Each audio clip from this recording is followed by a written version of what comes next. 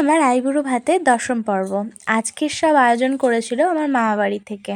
খুব সুন্দরভাবে আয়োজন করেছিল আর সব রান্নাই খুব ভালো হয়েছিল। এই দিদিভাইটা আমাকে শাড়ি পরতে অনেক হেল্প করেছিল, সুন্দরভাবে শাড়ি পরিয়ে দিয়েছিল।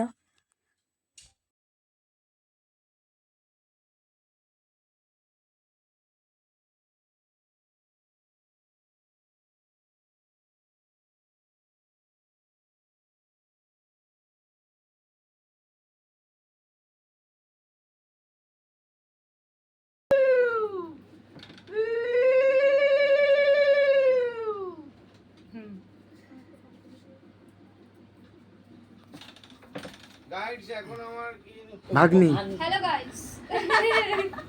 না না ওই হ্যালো গাইস বলবো না। শাড়ি পরেছে তো এত সুন্দর, সাজটাই অন্যরকম হয়ে গেছে।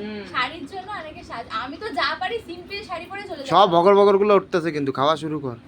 দাঁড়া দাঁড়া